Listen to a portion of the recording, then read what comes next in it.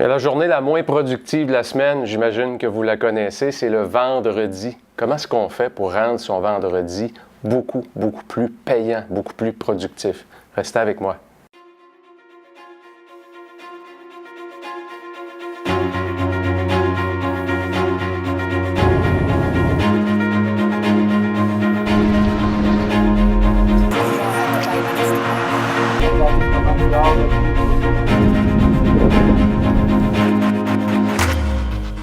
Vous savez que la journée du vendredi, pour plusieurs, c'est la journée fétiche, c'est la journée qui sonne la fin de la semaine, qui indique à notre cerveau, enfin, on a une autre semaine d'accompli, on s'en va vers le plaisir, c'est le week-end qui s'en vient, c'est le soleil, la bonne bouffe, le vin, la piscine, la plage, enfin, les réunions de famille, vous savez.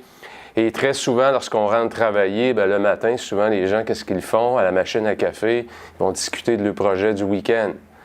Alors, comme vous le voyez, le vendredi, quand on rentre travailler, notre esprit est déjà dans le futur. Notre esprit est rarement au présent.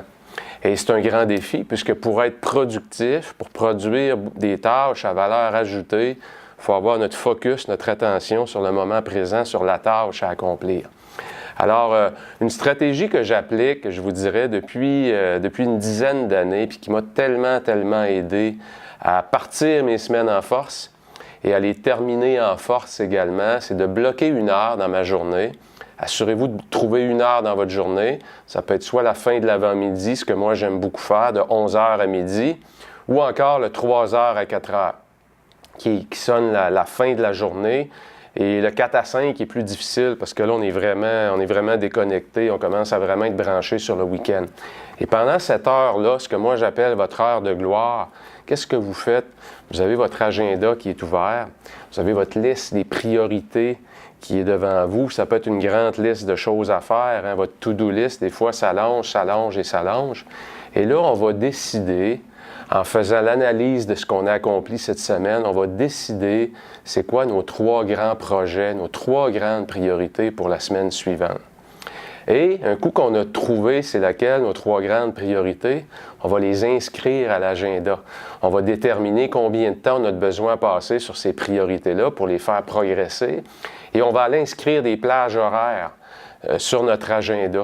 Pour ne pas que ça reste, comme bien des gens, on a identifié 3 priorités, puis l'exercice se termine là.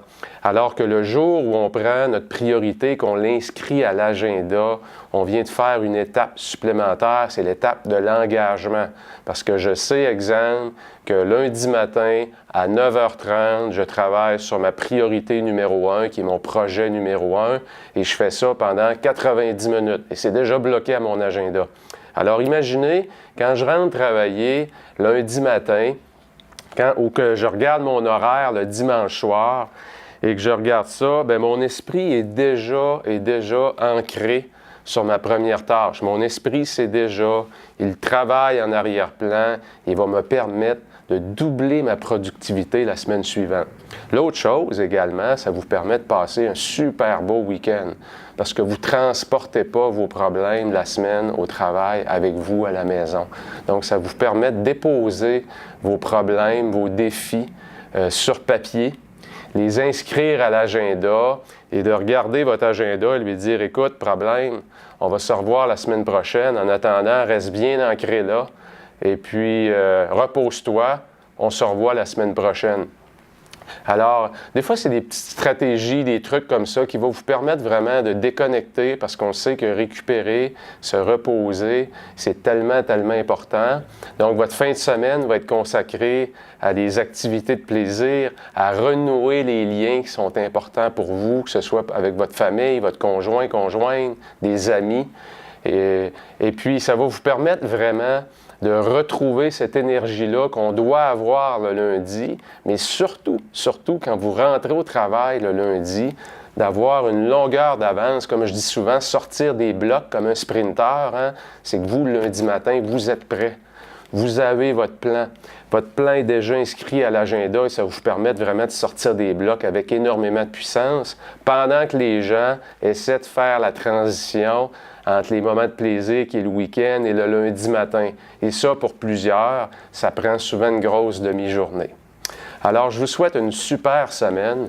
Je vous souhaite surtout un super beau vendredi aujourd'hui et je vous souhaite d'inscrire immédiatement votre agenda, votre heure pour préparer la semaine suivante. Excellent week-end à vous et on se revoit la semaine prochaine. Bien, je vous invite à vous rendre sur le site de 48heuresparjour.com pour aller chercher votre guide gratuit pour savoir comment doubler, littéralement doubler au minimum votre vitesse de lecture. Avec la quantité phénoménale d'informations qu'on a à digérer aujourd'hui, alors doubler sa vitesse de lecture, c'est un des facteurs de succès importants pour doubler votre impact à tous les jours. Alors 48heuresparjour.com, allez chercher votre guide gratuit pour doubler votre vitesse de lecture.